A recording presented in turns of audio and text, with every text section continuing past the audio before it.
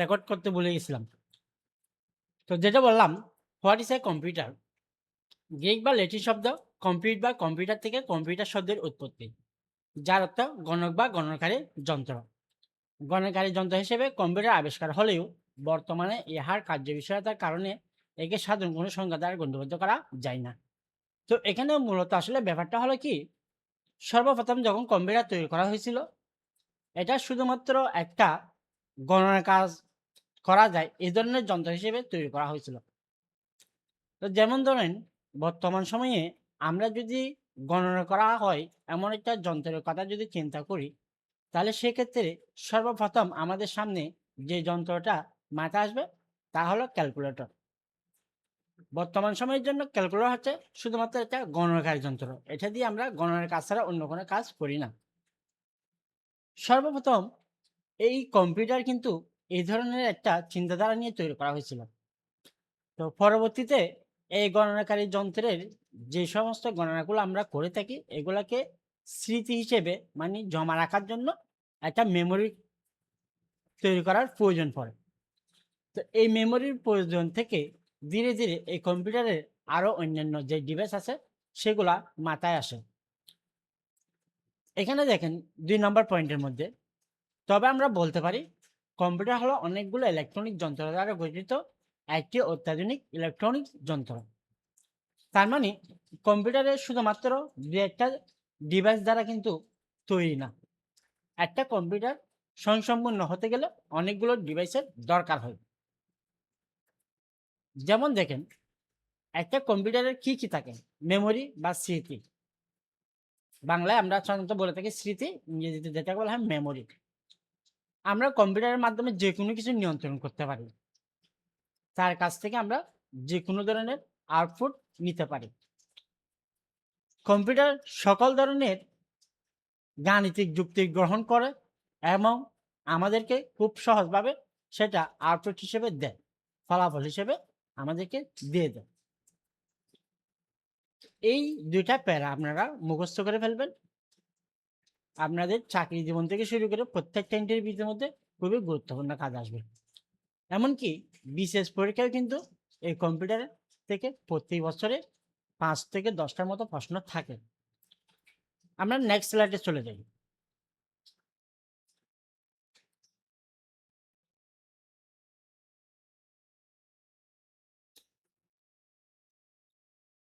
শুনতে কারো কোনো অসুবিধা হলে কমেন্ট করে জানাবেন। এবার আমরা যে জিনিসটা নিয়ে আলোচনা করব সেটা হচ্ছে কম্পিউটারের আবিষ্কার। খ্রিস্টপূর্ব ৩০০০ সালের যন্ত্রের সাহায্যে গণনার যাত্রা শুরু হলেও কম্পিউটার তৈরির প্রথম ধারণা দেন বিজ্ঞানী চার্লস ব্যাবেজ। ১৮৮২ সালে তিনি প্রথম মেকানিক্যাল কম্পিউটার তৈরি করেছিলেন। তার তৈরি নকশার উপর ভিত্তি করে পরবর্তীকালে আধুনিক কম্পিউটার তৈরি করা হয়। তাই চার্লস ব্যাবেজকে কম্পিউটারের জনক বলা হয়। এটাও কিন্তু জানা রাখা খুবই দরকার। এরপর আসেন কম্পিউটারের যাত্রা। ১৮৮২ সালে বিজ্ঞানী চার্লস ব্যাবেজ প্রথম কম্পিউটার আবিষ্কার করেন। তবে প্রথম প্রজন্মের তৈরি কম্পিউটারগুলো ব্যবহার শুরু হয় ১৯৪২ সাল থেকে ১৯৬৬ সালের মধ্যে। তবে সেই যন্ত্রগুলো এতটাই বড় ছিল যে সেগুলো রাখতে বিশাল একটি কক্ষের প্রয়োজন হতো। পৃথিবীর সর্বপ্রথম সম্পূর্ণ ইলেকট্রনিক্স কম্পিউটার নির্মাণ করা হয় ১৯৪৩ সালে, যার নাম ছিল ENIAC, অর্থাৎ electronic numerical integrator and computer. এটাই হচ্ছে সেই ENIAC কম্পিউটার। এগুলা কিন্তু অনেক বিশাল বিশাল কক্ষের প্রয়োজন হতো এবং মানুষ এক জায়গা থেকে দূরে গিয়ে এক জায়গায় ব্যবহার করতে হতো।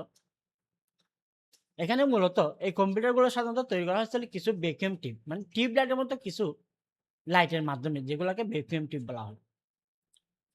এবার আসেন কম্পিউটারের ব্যবহার। আজকাল কম্পিউটারের ব্যবহারের কথা বলতে গেলে আসলে অনেক কিছু বলা যায়, মানে শেষ করা যাবে না। তারপরে আমরা একটু ধারণা পাওয়ার জন্য দেখে আসি। আমি মনে করি আমার এই ক্লাসে আজকে অনেকে একদম নতুন। কম্পিউটার কি কি কাজে ব্যবহার করা হয় লেখা শুরু করলে হয়তো শেষ হবে না। যদিও এই যন্ত্রটির ব্যবহার শুরু হয় মূলত হিসাব বা গণনা যন্ত্র হিসেবে। জটিল গাণিতিক সমস্যা সমাধানের উদ্দেশ্যে। কিন্তু বর্তমানে এমন কোনো ক্ষেত্র নেই যেখানে কম্পিউটারের ব্যবহার নেই। বর্তমান ডিজিটাল যুগে কম্পিউটার আমাদের দৈনন্দিন জীবনের একটি অপরিহার্য অংশ। শিক্ষা, চিকিৎসা, ব্যবসা, ব্যাংকিং, শিল্প, কৃষি, গবেষণা, যোগাযোগ, বিনোদন সহ প্রায় প্রতিটি ক্ষেত্রেই কম্পিউটারের ব্যাপক ব্যবহার রয়েছে। দ্রুত ও নির্ভুল ও দক্ষতার সঙ্গে কাজ সম্পন্ন করার জন্য কম্পিউটার ব্যবহারের গুরুত্ব দিন দিন বৃদ্ধি পাচ্ছে। তাই চলুন এবার আমরা জেনে নিই কম্পিউটার কী কী কাজে ব্যবহার করা হয়। কম্পিউটারের ব্যবহার ও প্রয়োজনীয়তা। কোথায় কোথায় কম্পিউটার ব্যবহার করা যায়, মানে কেন আমাদের এই কম্পিউটার আমাদের জীবনের প্রয়োজনীয়তা কাজে আসে। ১ নাম্বার, শিক্ষা। স্কুল, কলেজ, বিশ্ববিদ্যালয় ও অনলাইন শিক্ষায় ক্লাস করা, অ্যাসাইনমেন্ট, প্রেজেন্টেশন, গবেষণা, ইবুক পড়া এবং পরীক্ষার প্রস্তুতির জন্য কম্পিউটার ব্যবহার করা হয়। অফিস ও ব্যবসা বাণিজ্যের কাজে সরকারি বেসরকারি অফিসে চিঠি, রিপোর্ট, ডকুমেন্ট তৈরি, হিসাব নিকাশ, তথ্য সংরক্ষণ, ইমেল এবং অফিস পরিচালনার জন্য কম্পিউটার ব্যবহার করা হয়। ব্যাংকিং, ব্যাংক ও আর্থিক প্রতিষ্ঠানে গ্রাহকের তথ্য সংরক্ষণ, টাকা জমা, উত্তোলন, অনলাইন লেনদেন, এটিএম পরিচালনা এবং হিসাব ব্যবস্থাপনার জন্য কম্পিউটার ব্যবহার করা হয়। Next slide.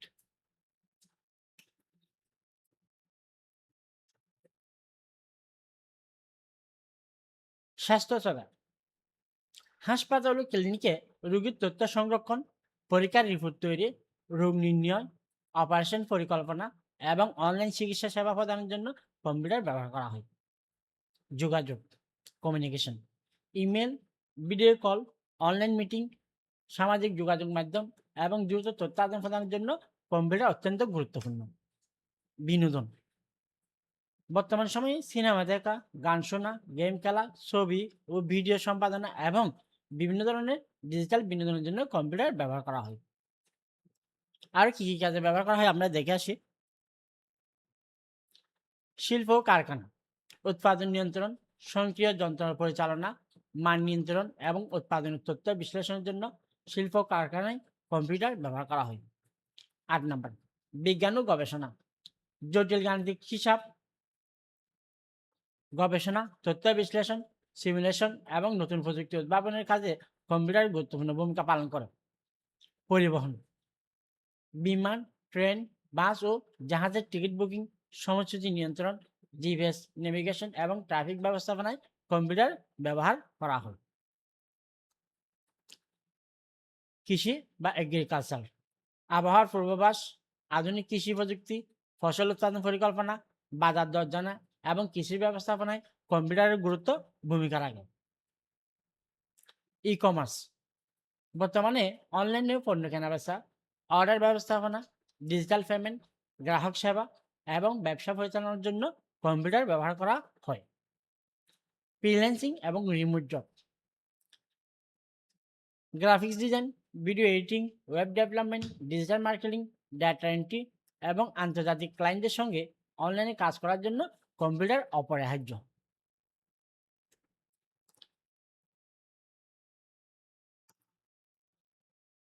বর্তমান বিশ্বে কম্পিউটার শুধু একটি ইলেকট্রনিক যন্ত্র নয়, এটি শিক্ষা, কর্মসংস্থান, ব্যবসা, যোগাযোগ, গবেষণা এবং আধুনিক জীবনের প্রতিটি ক্ষেত্রে সফলতার অন্যতম প্রধান মাধ্যম। তাই সময়ের সাথে তাল মিলিয়ে চলতে এবং দক্ষ জনশক্তি হিসেবে নিজেকে গড়ে তুলতে কম্পিউটার শিক্ষা এবং এর সঠিক ব্যবহার সম্পর্কে জ্ঞান অর্জন করা অত্যন্ত গুরুত্বপূর্ণ।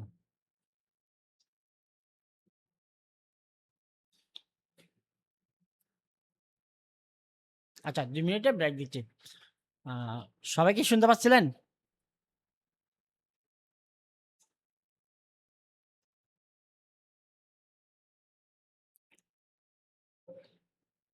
স্ক্রিন ভালোভাবে দেখতে পাচ্ছেন?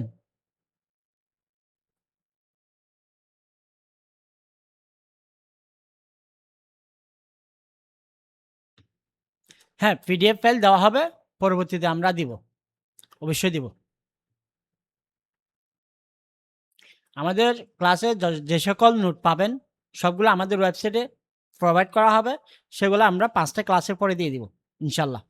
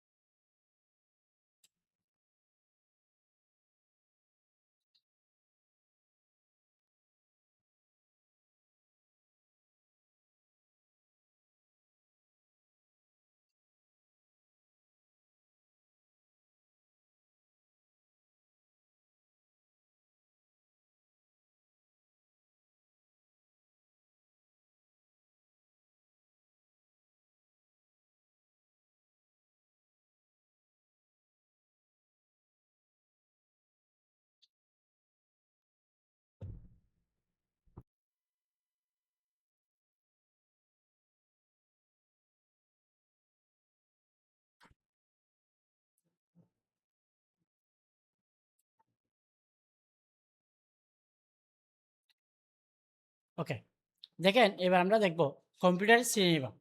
খুবই গুরুত্বপূর্ণ একটা বিষয়। গঠন প্রণালী ও কার্যের উপর ভিত্তি করে কম্পিউটারকে সাধারণত ৩ ভাগে ভাগ করা হয়েছে। ১ নম্বর হলো অ্যানালগ কম্পিউটার, ২ নম্বর হলো ডিজিটাল কম্পিউটার, ৩ নম্বর হলো হাইব্রিড কম্পিউটার। এখানে আমাদের আলোচনার বিষয় হলো ডিজিটাল কম্পিউটার।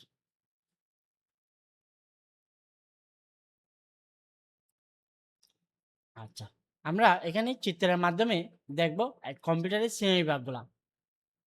প্রথমে দেখেন কম্পিউটারকে ৩ ভাগে ভাগ করলো analog computer, digital computer, hybrid computer.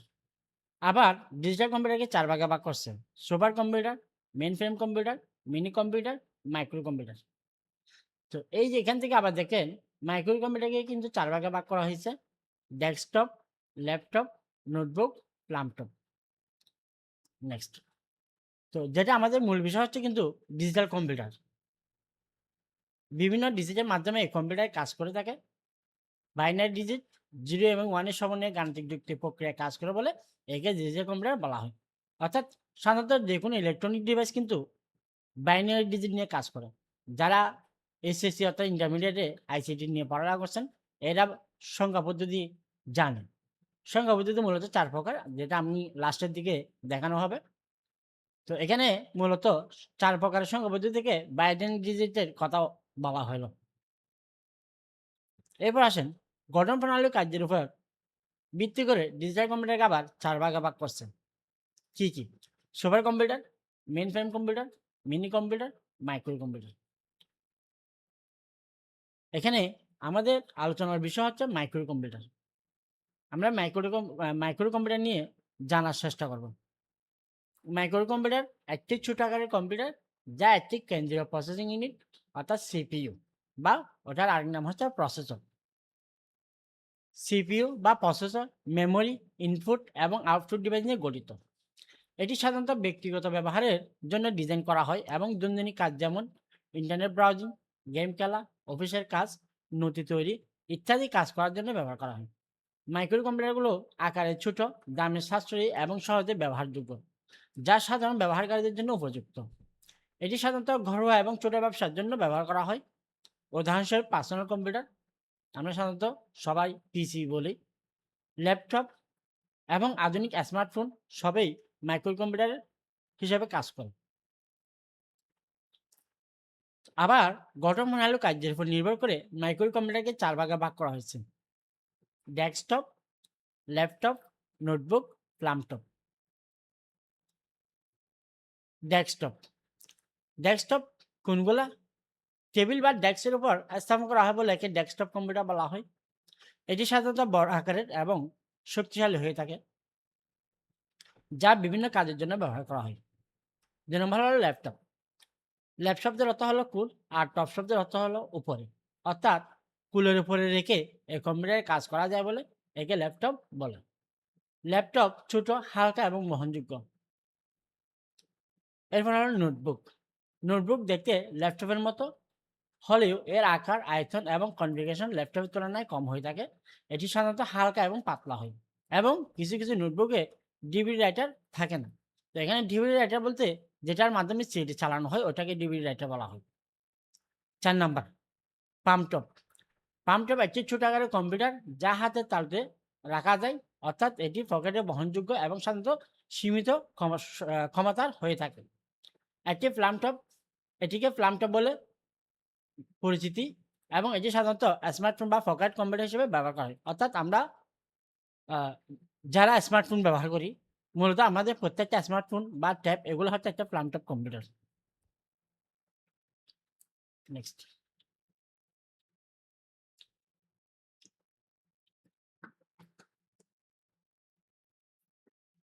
এবার আসেন গঠন প্রণালী। সাধারণভাবে বলতে গেলে অনেকগুলো ইলেকট্রনিক যন্ত্র নিয়ে কম্পিউটার গঠিত। কম্পিউটারের সকল যন্ত্রসমূহকে কার্যের উপর ভিত্তি করে ৩ ভাগে ভাগ করা হচ্ছে। প্রথম হলো ইনপুট ডিভাইস, এরপর হচ্ছে প্রসেসিং ডিভাইস, তারপর হলো আউটপুট ডিভাইস। চলেন আমরা দেখে আসি ইনপুট ডিভাইসের মধ্যে কি, কি আছে। কম্পিউটার কিন্তু নিজে, নিজে কাজ করতে পারে না। প্রয়োজন হয় নির্দেশের। কম্পিউটারের যে সকল যন্ত্রের মাধ্যমে আমরা কম্পিউটার নির্দেশনা প্রদান করি সে সকল যন্ত্রসমূহকে বলা হয় ইনপুট ডিভাইস। ২ নম্বর হচ্ছে প্রসেসিং ডিভাইস। যখন কম্পিউটারে কোনো একটা নির্দেশনা দেওয়া হয়, সেই নির্দেশনাগুলোর উপর ভিত্তি করে কম্পিউটারে আরও কিছু অন্যান্য যন্ত্র থাকে, যেগুলো নির্দেশের উপর ভিত্তি করে কাজ করে থাকে। যেমন দেখেন, নির্দেশানুসারে যে সকল যন্ত্রসমূহের মাধ্যমে কম্পিউটারের কার্যপ্রক্রিয়া সম্পাদন করে থাকে সে সকল যন্ত্রসমূহকে বলা হয় প্রসেসিং ডিভাইস। যেমন সিপিইউ বা processor, motherboard, RAM, hard disk, power supply ইত্যাদি। এবার আসেন আউটপুট ডিভাইস। নির্দেশানুসারে কার্যপ্রক্রিয়া সম্পাদন শেষে যে সকল যন্ত্রের মাধ্যমে কম্পিউটারের কার্যফলাফল প্রদান করে থাকে সে সকল যন্ত্রসমূহকে বলা হয় আউটপুট ডিভাইস। যেমন monitor, projector, printer, speaker, headphone ইত্যাদি। এরপর আসেন কিবোর্ড, অর্থাৎ আমরা যেই ডিভাইস দিয়ে কম্পিউটারের মধ্যে বিভিন্ন ধরনের নির্দেশনা প্রদান করে থাকি। কিবোর্ড হলো একটি ইনপুট ডিভাইস যা কম্পিউটারের সাথে ব্যবহারকারীর যোগাযোগের জন্য ব্যবহার করা হয়। এটি বিভিন্ন ধরনের কি বা বাটন নিয়ে তৈরি, যেগুলোর মাধ্যমে ব্যবহারকারী কম্পিউটারের ডেটা ইনপুট দিতে পারে। কিবোর্ডে সাধারণত 4টি কি বা বাটন থাকে, যদিও কিছু কিবোর্ডের সংখ্যা কম বা বেশি হতে পারে। নিম্নোক্ত বর্ণনা অনুসারে একটি কিবোর্ডকে আমরা 8 ভাগে ভাগ করে 8 ভাগে ভাগ করা হয়েছে। আসেন একটা একটা করে দেখে আসি। প্রথমত হচ্ছে ফাংশন কি। কিবোর্ডের উপরের অংশের F1 থেকে শুরু করে F12 পর্যন্ত কিগুলোকে আমরা বলে থাকি ফাংশন কি। এসব কি বিভিন্ন সফটওয়্যার বা অপারেটিং সিস্টেমের বিশেষ কাজের জন্য ব্যবহার করা হয়। এখানে দেখেন F1 থেকে শুরু করে F12 পর্যন্ত আমরা যে সমস্ত কিগুলো দেখতেছি এগুলাকে মূলত আমরা বলে থাকি ফাংশন কি। এগুলো আমরা কম্পিউটারে বিভিন্ন কাজে ব্যবহার করব, বিভিন্ন প্রোগ্রামের জন্য আমরা ব্যবহার করব। তবে সবচেয়ে বেশি ব্যবহার করা হয় আমাদের কম্পিউটারের হার্ডওয়্যার জনিত বা কম্পিউটার সেটআপ দেওয়ার কাজের জন্য। আচ্ছা, এই লাইনের নিচে আমরা এখানে দেখেন 1 থেকে 0 পর্যন্ত আরেকটা লাইন দেখতেছি। সাধারণত 0 থেকে 9 পর্যন্ত যে সমস্ত কিগুলো আছে এগুলোকে বলে থাকি আমরা নিউমেরিক কি বা নাম্বার কি। আবার আমরা যদি খেয়াল করি আমাদের ডান পাশে কিন্তু একটা নাম্বার দেওয়া অংশ আছে। এটাকে আমরা বলে থাকি নাম্বার প্যাড বা নিউমেরিক প্যাড। এই নাম্বার প্যাড বা নিউমেরিক প্যাডের আশেপাশে কয়েকটা আরো কয়েকটা কি আছে, যেমন যোগ, বিয়োগ, গুণ, ভাগ। এগুলো সাধারণত আমাদের গাণিতিক সমস্যা সমাধানের জন্য ব্যবহার করা হয়। এগুলো আমাদের নাম্বার প্যাডের অন্তর্ভুক্ত। এরপর আমরা যদি 3 নাম্বারে বলি, আমাদের এখানে ABCD দেওয়া আছে, এই ধরনের 3টা লাইন আছে যেগুলো এলোমেলোভাবে দেওয়া আছে। তো সাধারণত আমরা এই 3টা লাইনকে বলে থাকি আলফাবেট কি। তো এই আলফাবেট কিকে আবার 3 ভাগে ভাগ করছে। যেমন আলফাবেট কি এর প্রথম সারি বা উপরের সারিকে আমরা বলে থাকি ফার্স্ট কি। আলফাবেট কি এর দ্বিতীয় সারি বা মধ্য সারিকে বলে থাকি আমরা হোম কি। আলফাবেট কি এর নিচের সারি বা আমরা তৃতীয় সারিকে বলে থাকি সেকেন্ড কি। এরপর আসেন 4 নাম্বার।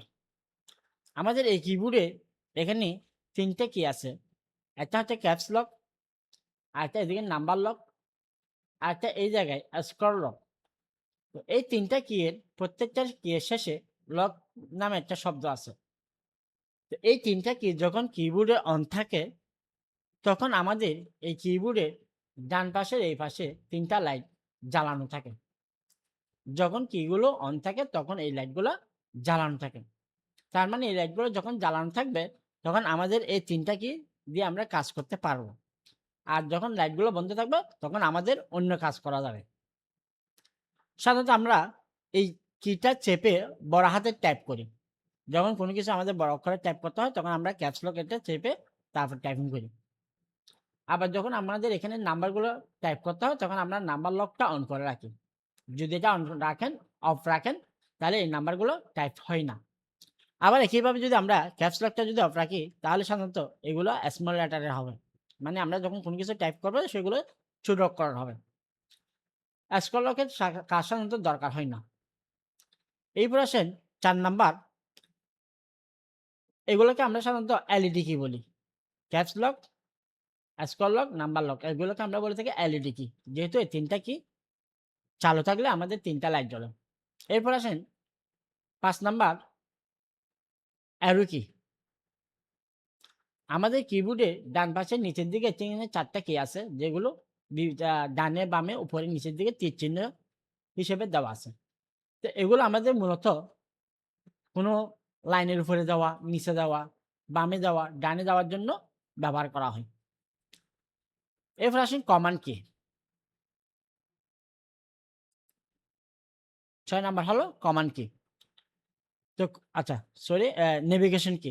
এই কিগুলোর মাধ্যমে পেজ বা প্যারাগ্রাফের মধ্যে নেভিগেশন করা যায়। যেমন ধরেন কি আছে? Home and page up, page down.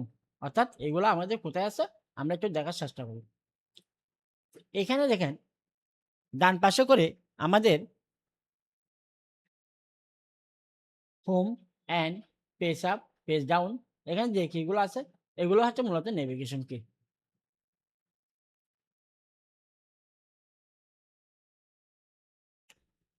৭ number হলো কমান্ড কি। আমাদের কিবোর্ডে ডানে এবং বামে ২টা করে ৪ টে কি আছে। কন্ট্রোল এবং অল্টা। এদিকে আছে একটা কন্ট্রোল, এদিকে আছে একটা কন্ট্রোল। এদিকে একটা আছে অল্টা, এদিকে একটা আছে অল্টা। কন্ট্রোল এবং অল্টা এই ২টিকে আমরা বলে থাকি কমান্ড কি। কম্পিউটারে বিভিন্ন নির্দেশনা প্রদান করার জন্য এই কিগুলা ব্যবহার করা হয়।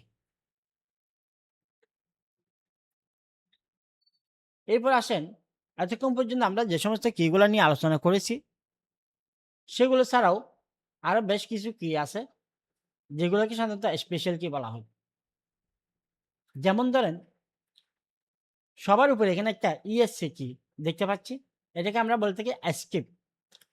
কোন একটা অবাঞ্ছিত কমান্ড পড়ে গেলে সেখান থেকে আমরা সরে যাই। এরপর আসেন এখানে আরেকটা কি দেখতেছেন ট্যাব নামে। এটা স্পেশাল কি।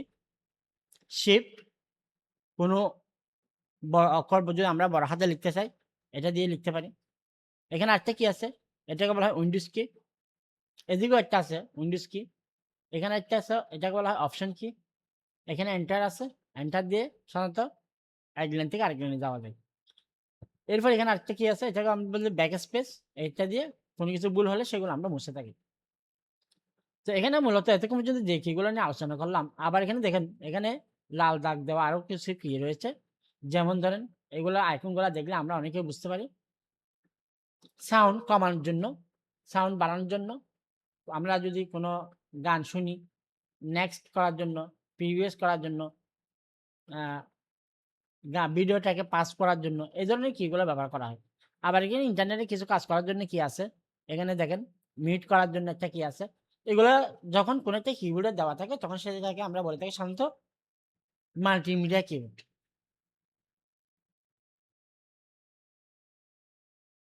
ওকে, বুঝতে পারছেন সবাই?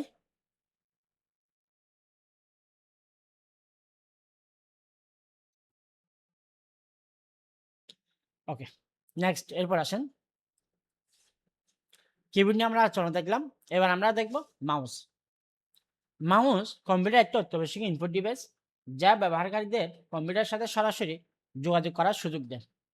এটি হাতের সাহায্যে পরিচালিত হয় এবং কম্পিউটারের গ্রাফিক্যাল ইউজার ইন্টারফেস এবং এই বিভিন্ন ফাংশন সম্পাদনে সাহায্য করে। মাউসের মাধ্যমে আপনি স্ক্রিনে থাকা বিভিন্ন আইকন বা মেনুতে ক্লিক করতে পারেন, ফাইল অথবা ফোল্ডার নির্বাচন করতে পারেন এবং কমান্ড দিতে পারেন। মাউসের সাধারণত 3টা বাটন থাকে, লেফট, রাইট, স্ক্রল বাটন। বর্তমান বাজারে কিছু কিছু মাউসের 4টা বাটন থাকে। মাউস শব্দটি এসেছে ইংরেজি মাউস থেকে, যার বাংলা অর্থ হলো ইঁদুর। এর নামকরণ করা হয়েছিল এর আকার এবং গঠন অনুসারে। মাউস দেখতে অনেকটা ইঁদুরের মতো। এর পিছনে একটি তার থাকে যা দেখতে ইঁদুরের লেজের মতো মনে হয়। 1963 সালে ডগলাস এঞ্জেলবার্ট নামক এক বিজ্ঞানী প্রথম মাউস আবিষ্কার করেন।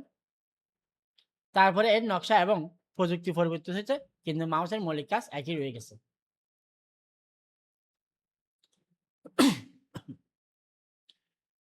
এরপর আরেকটা জিনিস দেখেন খুবই গুরুত্বপূর্ণ, এটা কম্পিউটারের ভাষা। আমরা যারা হিউম্যান আমরা কথা বলার জন্য আমরা ভাষা ব্যবহার করি। আমরা যেহেতু বাঙালি আমরা বাংলা ভাষা ব্যবহার করি। এই বাংলা ভাষা ব্যবহার করার জন্য আমরা সাধারণত স্বরবর্ণ ব্যঞ্জনবর্ণ ব্যবহার করি। যারা ইংরেজ এরা ইংরেজি ভাষা ব্যবহার করে। অন্যান্য দেশের মানুষ ওরা ওদের দেশের নিজস্ব ভাষা ব্যবহার করে। তো ঠিক তেমনি কম্পিউটারের সাথে মানুষের একটা যোগাযোগ তৈরি করার জন্য কিন্তু কম্পিউটারে কিছু ভাষা লেখা হয়, যেগুলোকে কম্পিউটার ভাষা বলা হয়। কম্পিউটার ভাষা বলতে কম্পিউটারের জন্য লেখা নির্দেশাবলীকে বোঝায়। একে প্রোগ্রামিং ভাষা বলা হয়। কম্পিউটার ভাষা কৃত্রিম ভাষা, যেটা মূলত মানুষই তৈরি করছে, যা মানুষের নির্দেশনা বা কমান্ডকে কম্পিউটারের ভাষায় রূপান্তরিত করে, যাতে কম্পিউটার সেই নির্দেশনা অনুসারে কাজ করতে পারে। কম্পিউটার ভাষা বিভিন্ন ধরনের হতে পারে। কম্পিউটার ভাষাকে মূলত দুটি ভাগে ভাগ করা যায়। একটা হচ্ছে মেশিন ল্যাঙ্গুয়েজ, অর্থাৎ হিউম্যান রিডেবল ল্যাঙ্গুয়েজ, যেটা মানুষ সহজভাবে পড়ে বুঝতে পারে। এরপর আসেন মেশিন ল্যাঙ্গুয়েজ। এটি হলো কম্পিউটার নিজের ভাষা, যা বাইনারি কোড 0 এবং 1 এ লেখা হয়। মেশিন ভাষা সরাসরি কম্পিউটার বুঝতে পারে না, তবে মানুষের জন্য এটি অনেক কঠিন এবং অস্পষ্ট। ৩ নম্বর হচ্ছে উচ্চস্তরের ভাষা, যেটাকে আমরা হাই লেভেল ল্যাঙ্গুয়েজ বলে থাকি। এই ভাষাগুলো মানুষের জন্য সহজ এবং বোঝা যায়। আমরা যখন কোড লিখি, অর্থাৎ যারা সাধারণত কম্পিউটার ইঞ্জিনিয়ার পড়া করে, যারা সফটওয়্যার তৈরি করে, ওনারা বিশেষ করে এই ভাষাগুলো ব্যবহার করে থাকে। পাশাপাশি যারা প্রোগ্রামিং নিয়ে কাজ করে, আমরা যখন কোড লিখি তখন এই ভাষাগুলি ব্যবহার করি। কম্পিউটার এই ভাষাগুলোকে মেশিন ভাষায় রূপান্তরিত করে কাজ করে। কিছু জনপ্রিয় উচ্চস্তরের ভাষা উদাহরণ হিসেবে দেওয়া হলো C, C plus plus, Python, Java, JavaScript, Ruby. যেমন ধরেন কম্পিউটার কোনো সফটওয়্যার তৈরি করতে গেলে সি, সি প্লাস এগুলো অবশ্যই লাগবে। জাভা অবশ্যই লাগে। তার উদাহরণ মোবাইলের কথা যদি বলি, এখানেও কিন্তু সি, সি প্লাস, জাভা এগুলো অবশ্যই ব্যবহার করা হয়। জাভাস্ক্রিপ্ট সাধারণত বর্তমান সময়ের জন্য খুবই জনপ্রিয় একটা প্রোগ্রামিং ল্যাঙ্গুয়েজ। আমরা যারা বিভিন্ন ধরনের অ্যাপস ইউজ করি, আমরা যারা বিভিন্ন ধরনের ওয়েব পেজ করি, ওয়েব পেজ যেমন Facebook, Twitter এই ধরনের যতগুলা ওয়েবসাইট তৈরি, প্রত্যেকটা ওয়েবসাইটের মধ্যে জাভাস্ক্রিপ্ট খুবই দরকারি। গেম বলেন, যত কিছু বলেন না কেন, এগুলো ব্যবহার করে কম্পিউটারে অনেক জটিল কাজ সহজেই করা যায়। এবার আসেন অ্যাসেম্বলি ল্যাঙ্গুয়েজ। এটি মেশিন ভাষার তুলনায় একটু সহজ, কারণ এখানে কিছু ইংরেজি শব্দ ব্যবহার করা হয়। তবে এটি এখনো মেশিন ভাষার খুব কাছে থাকে। এই ভাষাটি কম্পিউটার হার্ডওয়্যারকে নিয়ে কাজ করতে ব্যবহার করা হয়। এখানে মূলত অ্যাসেম্বলি ল্যাঙ্গুয়েজ বলতে যেটা বোঝানো হয়েছে, একটা কম্পিউটারের যতগুলো পার্টস থাকে, প্রত্যেকটা পার্টস একে অপরের সাথে যোগাযোগ করার জন্য এই ভাষাগুলো দিয়ে মূলত বিভিন্ন ধরনের ডিভাইসকে আমরা ব্যবহার উপযোগী করে তুলি। এরপর আসেন স্ক্রিপ্টিং ল্যাঙ্গুয়েজ। স্ক্রিপ্টিং ভাষাগুলো মূলত ওয়েবসাইট তৈরি বা সফটওয়্যার অটোমেশন করতে ব্যবহার করা হয়। ওই যে একটু আগে যেটা বললাম, উদাহরণ হিসেবে আমরা বলি HTML, CSS, JavaScript, PHP, Python ইত্যাদি। তো যেকোনো প্রোগ্রামিং বা যেকোনো সফটওয়্যার, প্রত্যেকটা জিনিসের ক্ষেত্রে HTML অবশ্যই দরকার।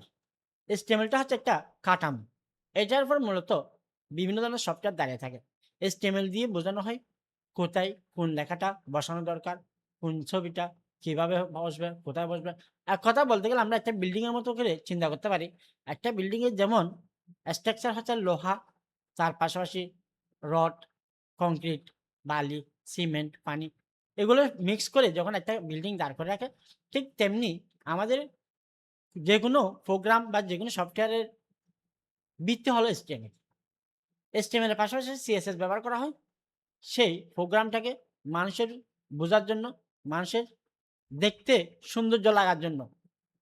অর্থাৎ এক কথা বলতে গেলে মেকআপ করার জন্য চেহারা, কালার দেওয়া, ছবিটা কত সাইজ হবে না হবে, এগুলা দেখতে কিরকম হবে এইগুলা। জাভাস্ক্রিপ্ট কি কাজ করে? আমরা যখন কোন একটা মাউস, ধরেন আমরা কোন একটা বাটনের উপর যখন আমরা ক্লিক করি, বেসিক্যালি আমরা একটা মোবাইলের কথা চিন্তা করি। একটা নাম্বার আমরা যখন টাইপ করি একটা সাউন্ড হয় এবং সেই নাম্বারটা আমাদের স্ক্রিনে ভেসে আসে। আবার যদি আমরা ছেড়ে দিই তাহলে সেটা বন্ধ হয়ে যায়। যখন এই যে বিভিন্ন সাউন্ড বা নাম্বারটা টাইপ হয়, ছোট্টখাটো কোনো একটা অ্যানিমেশন হয়, এগুলো হচ্ছে মূলত আমাদের জাভাস্ক্রিপ্টের কাজ।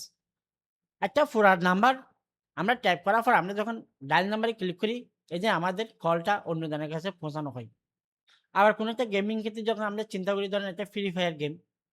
এই ফ্রি ফায়ার গেমে যখন একটা এনিমিকে অ্যাটাক করা হয়, শুট করা হয়, তখন ওই এনিমিটা যদি মারা যায়, তখন তার গায়ে থেকে ব্লাড বের হয়। এই যে সুন্দর একটা অ্যানিমেশন। এগুলোকে বলা হয় আ ইন্টারেক্টিভ। এগুলো সাধারণত জাভাস্ক্রিপ্ট দিয়ে করা হয়। এরপর আসেন PHP। PHP হচ্ছে আমাদের ডেভেলপমেন্টের কাজ করে। আমরা ধরেন জাভাস্ক্রিপ্টও কিন্তু ডেভেলপমেন্টের কাজ করে, প্রোগ্রামিং ল্যাঙ্গুয়েজ। পাইথনও কিন্তু ডেভেলপমেন্টের কাজ করে। তো যেমন ধরেন আমরা যখন Facebook ব্যবহার করি, আমাদের যাবতীয় তথ্য, আমরা Google ব্যবহার করি, আমাদের Google-এর বিভিন্ন ধরনের মেইল, এই ধরনের ইনফরমেশন গুলা কোনো একটা সার্ভারে জমা রাখে। আমরা যখন কোনো একটা আইডিতে লগইন করি বা কোনো Gmail আইডিতে লগইন করি, Facebook আইডিতে লগইন করি, তাহলে আমাদের ডাটাগুলো সে সাথে, সাথে আমাদের সামনে নিয়ে হাজির হয়। তার মানে এই যে আমাদের তথ্যগুলো যে জায়গায় রাখা হয়, সেগুলাকে ডেভেলপমেন্ট দিয়ে ওভাবেই সিস্টেম নিয়ে তৈরি করা হয়। এগুলো ওয়েব পেজ ডিজাইন এবং পরিচালনা করার জন্য ব্যবহার করা হয়। কি, কি? HTML, CSS, JavaScript, PHP, Python ইত্যাদি। এবার আসেন আমরা কম্পিউটারের কিছু ডিভাইস নিয়ে আলোচনা করব। কম্পিউটারের সবচেয়ে গুরুত্বপূর্ণ একটা ডিভাইস, যেটার কথা না বললে নয়। আমাদের মানুষের কথা যদি চিন্তা করি, আমাদের ব্রেন অর্থাৎ আমাদের মস্তিষ্ক, যদি কোনো কারণে আমাদের এই ব্রেনটা যদি কাজ না করে, তখন আমরা সাধারণত আমরা ওই মানুষকে পাগল বলি। এই ধরনের একটা ডিভাইস আমাদের কম্পিউটারে আছে, যেটাকে আমরা বলে থাকি CPU বা প্রসেসর। CPU কে কম্পিউটার মস্তিষ্ক বলা হয়, কারণ এটি কম্পিউটারের সকল গণনা এবং প্রক্রিয়াকরণের কাজ সম্পন্ন করে। CPU বিভিন্ন প্রকারের তথ্য প্রক্রিয়া করে, নির্দেশনাগুলো বুঝে এবং সেগুলোর উপর ভিত্তি করে কাজ করে।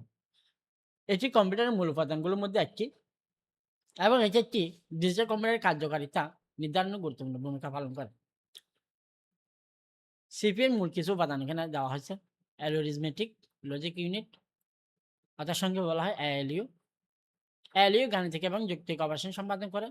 এটি মৌলিক গণনা যেমন যোগ, বিয়োগ, গুণ, ভাগ এবং যৌক্তিক operation and or not gate সম্পন্ন করে। এরপর আসেন মেমোরি, কম্পিউটারের মেমোরি। কম্পিউটার মেমোরি ২ প্রকার। একটা হচ্ছে প্রাইমারি মেমোরি, আরেকটা হচ্ছে সেকেন্ডারি মেমোরি। তো প্রাইমারি মেমোরিকে এখানে বলা হয় ইন্টারনাল মেমোরি, আর সেকেন্ডারি মেমোরিকে বলা হয় এক্সটার্নাল মেমোরি। এখানে ভুল বসে ইন্টারনাল ব্যবহার করা হয়েছে। এটা হবে এক্সটার্নাল মেমোরি। প্রাইমারি মেমোরি উদাহরণ হিসেবে আমরা যদি বলতে পারি, তাহলে সেক্ষেত্রে প্রথমে আমাদের সামনে যেটা আসবে সেটা হচ্ছে RAM এবং পাশাপাশি আরেকটা যেটা আসবে ওটা হচ্ছে ROM। আর আমরা যদি সেকেন্ডারি মেমোরির কথা যদি বলি, তাহলে এখানে সেকেন্ডারি মেমোরিকে বলা হয় স্টোরেজ ডিভাইস, অথবা সহজভাবে যদি আমরা বাংলায় বলি স্থায়ী মেমোরি। স্থায়ী মেমোরির উদাহরণ হিসেবে আমরা কি পাই? HDD, SSD, CD, pen drive, memory card ইত্যাদি। হয়তোবা অনেকে কিন্তু CD নাও চিনতে পারেন, এই প্রজন্মের ছেলেমেয়েরা, এটা একটু পিছনে আছে। আমরা মোবাইলে কথা যদি চিন্তা করি, আমি মোবাইল দিয়ে সহজভাবে বুঝাই দিচ্ছি আপনাদেরকে।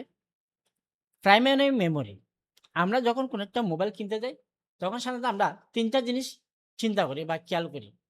RAM, ROM, camera. একটা মোবাইলে কতটুকু RAM আছে এবং কতটুকু ROM আছে। পাশাপাশি ক্যামেরাটা কিরকম? আমি ক্যামেরাটা বাদ দিচ্ছি। যে মোবাইলে RAM যত বেশি থাকবে, আমরা সে মোবাইলে তত বেশি অ্যাপস ইনস্টল করতে পারবো এবং সে মোবাইলে আমরা খুব সুন্দরভাবে গেমস খেলতে পারবো। ROM কি কাজ আসে?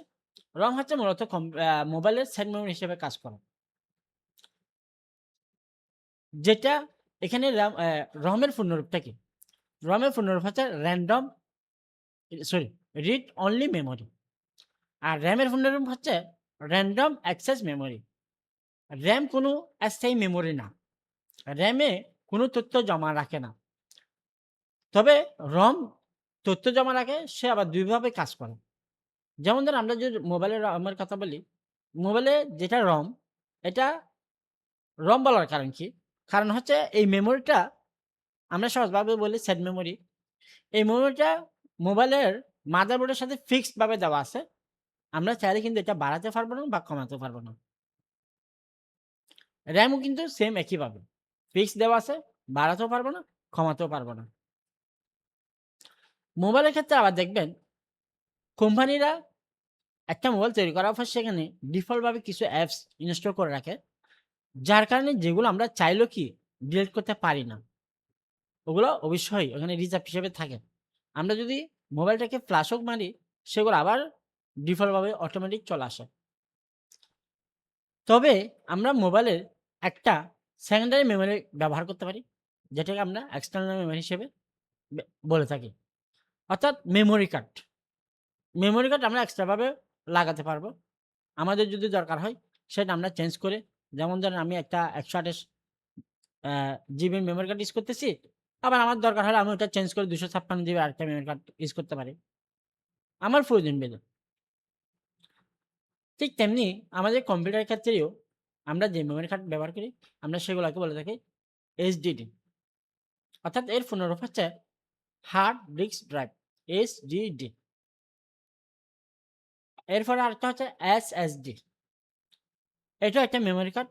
এটার পূর্ণরূপ হচ্ছে সলিড স্টেট ড্রাইভ। তো ২ টাই তো মেমোরি। ২ টার মধ্যে পার্থক্য কি? সামান্য একটু পার্থক্য, তেমন বেশি কিছু না। এইচডিডি হচ্ছে একটু পুরাতন ভার্সন, এসএসডি হচ্ছে বর্তমান আপডেট ভার্সন। এটা বাজার আছে গত ৫ বছর হইছে, ৫-৭ বছর। এইচডিডি থেকে এসএসডির তুলনা দামটা একটু বেশি। যেমন ধরেন আমি যদি একটা ১,০০০ জিবির এইচডিডি হার্ড ডিস্ক নিই, তাহলে ধরেন দাম পড়বে ৪,০০০ টাকা। আবার পাশাপাশি আমি যদি একটা এসএসডির কথা বলি, ২৫৬ টা আমি যদি এসএসডি কিনতে যাই, তাহলে আমার দাম পড়বে প্রায় ৫ থেকে ৫,৫০০ টাকা। অর্থাৎ ২ টার মধ্যে পার্থক্য হচ্ছে এইচডিডি যেকোনো ফাইল কপি হতে সময় নেয়, কম্পিউটার চালু করতে সময় নেয়, দেরি হয়। আর এসএসডিতে সেই কাজটা তার বিপরীত হয়। খুব দ্রুত কাজ করে।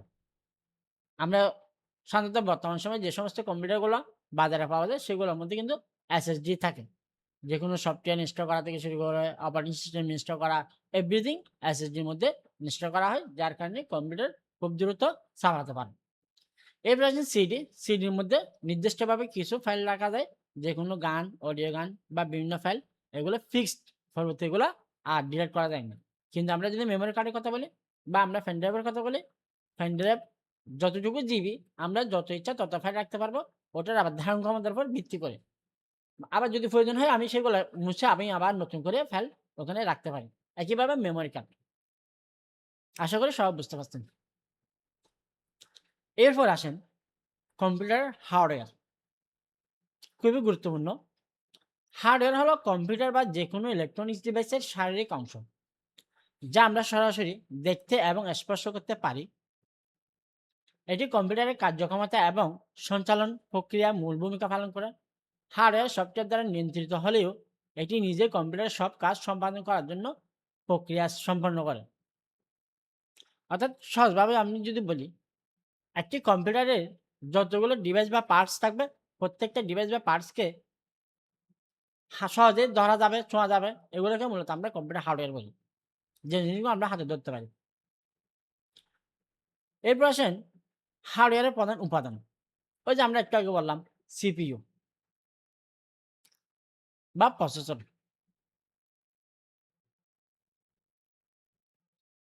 আচ্ছা আমি একটু স্টপ করি। ২ মিনিট আমি বিরতি দিয়েছি।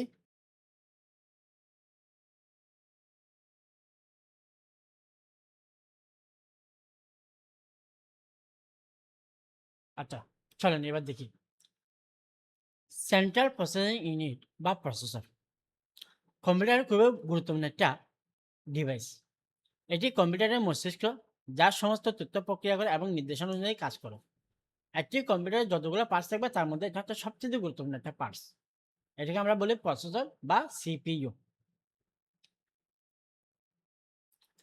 এরপর আসেন র্যাম। এতক্ষণ পর্যন্ত আমি যেটা নিয়ে আলোচনা করছিলাম একটু আগে, র্যাম নিয়ে। এটি কম্পিউটারের অস্থায়ী মেমোরি, যেখানে চলমান প্রোগ্রাম এবং তথ্য সঞ্চিত থাকে। র্যাম কম্পিউটারের গতি বাড়াতে সাহায্য করে, কারণ এটি দ্রুত তথ্য অ্যাক্সেস করতে পারে। কম্পিউটারের র্যাম সাধারণত আমরা যখন কোনো একটা কম্পিউটার চালু করি বা কোনো একটা প্রোগ্রাম ব্যবহার করি, ঠিক ততক্ষণ পর্যন্ত র্যাম কাজ করে যতক্ষণ আমাদের কম্পিউটার চালু থাকে বা আমাদের প্রোগ্রাম চালু থাকে। এক কথায় র্যাম হচ্ছে কম্পিউটারের প্রোগ্রাম এবং কম্পিউটারকে চালাতে সহযোগিতা করে। তো এখানে আমরা ২ ধরনের র্যাম দেখতেছি। উপরে এটা হচ্ছে আমাদের ল্যাপটপের র্যাম, আর নিচের এটা হচ্ছে আমাদের ডেস্কটপের র্যাম। তো ডেস্কটপের র্যামগুলো সাধারণত একটু লম্বা আকারের হয়, আর ল্যাপটপের র্যামগুলো সাধারণত একটু ছোট আকারের হয়। এরপর আসেন মাদারবোর্ড।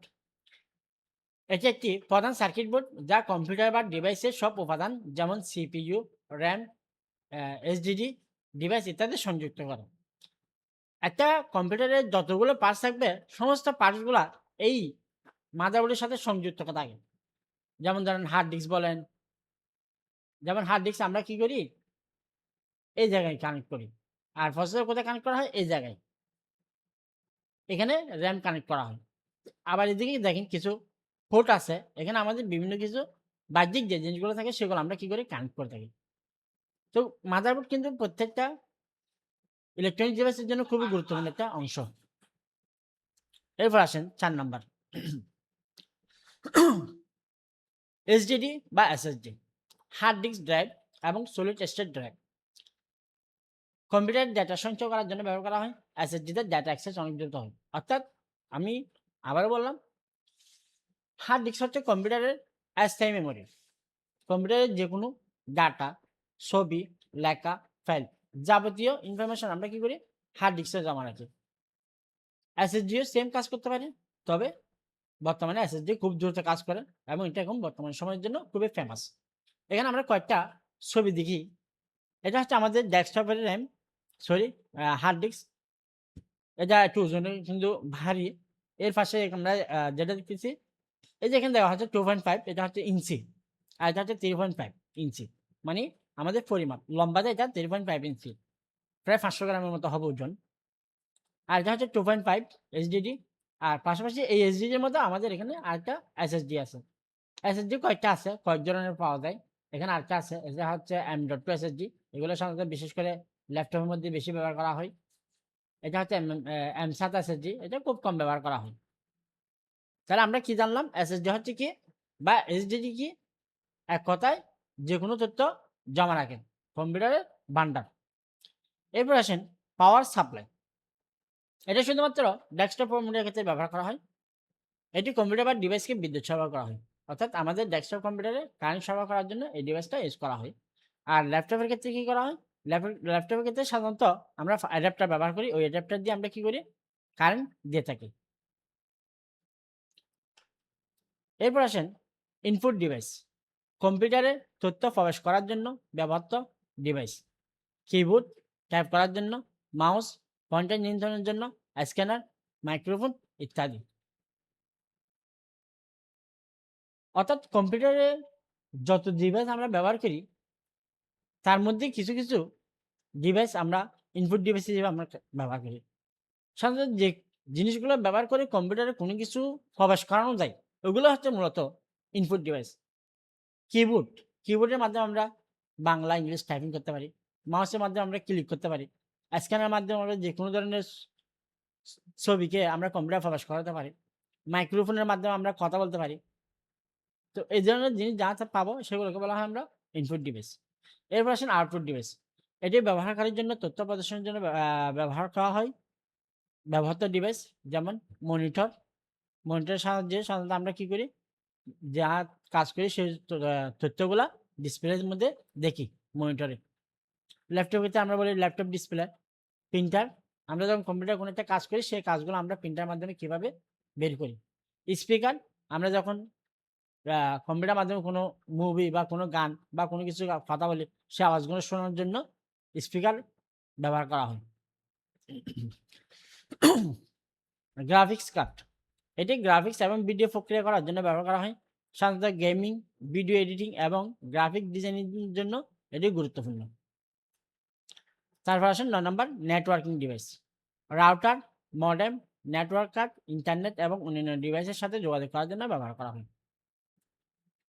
সফটওয়্যার, কম্পিউটারের হার্ডওয়্যার যন্ত্রাংশগুলোকে কার্যোপযোগী করে তোলার জন্য যে জিনিসটা ব্যবহার করা হয় তা হলো সফটওয়্যার। অর্থাৎ আমরা এতক্ষণ পর্যন্ত যে সফটওয়্যারগুলো নিয়ে আলোচনা করছি এগুলো আসলে একটা জিনিস ছাড়া অচল। মানে এগুলোর কোনো ভ্যালুই নেই। সেই জিনিসটা কি? সেই জিনিসটা হলো সফটওয়্যার। তো সফটওয়্যার যেমন কি, কি আছে দেখেন, উইন্ডোজ, লিনাক্স, অ্যান্ড্রয়েড, iOS এগুলো হচ্ছে সিস্টেম সফটওয়্যার। এগুলা দিয়ে আমাদের একটা কম্পিউটার বা একটা মোবাইলকে কি করা হয়? তার প্রাণ দেওয়া হয়। পাশাপাশি মাইক্রোসফট ওয়ার্ডের মাধ্যমে আমরা যেকোনো ধরনের লেখালেখি লিখতে পারি। যেমন একটা দরখাস্ত, জীবন বৃত্তান্ত এ ধরনের অফিসিয়ালি যাবতীয় কাজ করতে পারি। VLC মিডিয়া, এটার মাধ্যমে আমরা কম্পিউটারে অডিও গান, ভিডিও গান দেখি। আবার আমি যদি মোবাইলের কথা বলি তাহলে সেক্ষেত্রে MX প্লেয়ার আছে। ক্রোম, এটা হচ্ছে ইন্টারনেট ব্যবহার করার জন্য ব্যবহার করা হয়। ফটোশপ, ছবি এডিটিং এর জন্য ব্যবহার করা হয়। এক্সেট্রা। অর্থাৎ আরো অনেক রকম আছে। সফটওয়্যার আবার ২ প্রকার। একটা হচ্ছে সিস্টেম সফটওয়্যার অথবা অপারেটিং সিস্টেম সফটওয়্যার, আরেকটা হচ্ছে অ্যাপ্লিকেশন সফটওয়্যার। তো সিস্টেম সফটওয়্যারের কাজ কি? সিস্টেম সফটওয়্যার ছাড়া কম্পিউটার চালানো যায় না। মাথায় রাখবেন, সিস্টেম সফটওয়্যার ছাড়া কম্পিউটার চালানো যায় না। সিস্টেম সফটওয়্যার হলো কম্পিউটারের প্রাণ, অর্থাৎ আমরা যে সফটওয়্যারের মাধ্যমে কম্পিউটারের হার্ডওয়্যারের যন্ত্রাংশগুলিকে কার্যোপযোগী করে তোলা হয় তা হলো সিস্টেম সফটওয়্যার। এক কথায় সিস্টেম সফটওয়্যার বা অপারেটিং সিস্টেম হচ্ছে কম্পিউটার হার্ডওয়্যার এবং ব্যবহারকারীর সাথে সমন্বয় সাধন করে। তার মানে কি, সিস্টেম সফটওয়্যার ছাড়া কম্পিউটার বা মোবাইলের কথা চিন্তাও করতে পারবেন না। একটি আইফোন, সেখানে যদি কোনো সফটওয়্যার না থাকে তাহলে ওটা একটা স্ক্র্যাপ হিসেবে আর কিছুই না। জাস্ট একটা প্লাস্টিক, একটা বডি। যখন এই আইফোনে একটা সফটওয়্যার ইনস্টল করা হবে, তখন সেই মোবাইলটা, আইফোনটা আইফোন হিসেবে প্রাণ দেওয়া যাবে, আইফোন হিসেবে বিবেচনা করা যাবে। এর আগে এটা কিন্তু একটা স্ক্র্যাপ। একইভাবে একটা কম্পিউটার যত দামি হোক না কেন, এটাতে আমরা যতক্ষণ পর্যন্ত উইন্ডোজ বা কোনো একটা অপারেটিং সিস্টেম সফটওয়্যার ইনস্টল করবো না, ততক্ষণ পর্যন্ত এটা কোনো কাজে আসবে না। তো এখানে দেখেন অপারেটিং সিস্টেম সফটওয়্যার হিসেবে কি কি আছে। আমাদের বিশ্বের মধ্যে প্রায় 80% মানুষ উইন্ডোজ ব্যবহার করে। কেন? উইন্ডোজ অপারেটিং সিস্টেম সফটওয়্যারটা খুবই সহজ। এটা ব্যবহার করার জন্য অত বেশি পড়ালেখাও লাগে না। জাস্ট আমরা যা কাজ করি, ছবি দেখে দেখে কিন্তু এসব কম্পিউটারে ব্যবহার করা যায়। যেকোনো সফটওয়্যারে কিন্তু কাজ শেখা যায়, ইজিলি ব্যবহার করা যায়। যেমন অনেকে আছে পড়তে জানে না, কিন্তু স্মার্টফোন ইউজ করতে জানে। তার মানে এই যে আমাদের স্মার্টফোন, এটা কিন্তু একটা ইমেজের ফোন, বিভিন্ন আইকনের ফোন। যার কারণে আমাদের জিনিসটা ব্যবহার করতে কষ্ট হয় না। লিনাক্স, লিনাক্স কিন্তু আমরা সবাই পারব না। উবুন্টু, এগুলো আমরা সবাই পারব না। এগুলো সাধারণত যারা হ্যাকিং এর কাজ করে, যারা আ কম্পিউটার সায়েন্স নিয়ে পড়ালেখা করে, ওরাই ব্যবহার করে। অ্যান্ড্রয়েড আমাদের মোবাইল ফোনের জন্য আমরা ব্যবহার করি সবাই। iOS যারা iPhone ইউজ করেন সবাই। এরপর আসেন অ্যাপ্লিকেশন সফটওয়্যার। তাহলে আমি ২ টা সফটওয়্যারের কথা বললাম আমরা। ২ টা সফটওয়্যার নিয়ে আমরা জানলাম। একটা হচ্ছে সিস্টেম সফটওয়্যার, আরেকটা হচ্ছে অ্যাপ্লিকেশন সফটওয়্যার। তো অ্যাপ্লিকেশন সফটওয়্যার যদি সহজভাবে বলি, আমরা আমাদের দৈনন্দিন কাজে ব্যবহার করার জন্য যে সকল সফটওয়্যার ব্যবহার করি, এগুলো হচ্ছে অ্যাপ্লিকেশন সফটওয়্যার।